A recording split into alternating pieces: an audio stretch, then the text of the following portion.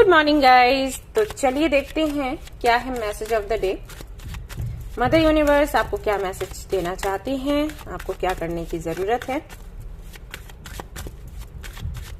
आपकी current situation को देखते हुए। ओके,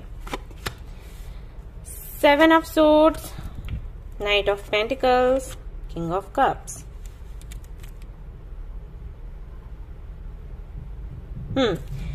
तो अगर कोई ऐसा व्यक्ति है आपके जीवन में जो कि इन एंड आउट होता रहता है और खुलकर बात नहीं करता है और आप ये सोच रहे हो कि उसका ये बिहेवियर इसलिए है क्योंकि वो बहुत ही सीधा साधा है, खुद को एक्सप्रेस करना नहीं जानता, एंड ये रीजन है जिसकी वजह से वो आता है फिर जाता है, खुलकर बात नहीं करता या आपको क्लैरिटी नहीं देता, तो ये बिल्कुल गलत है।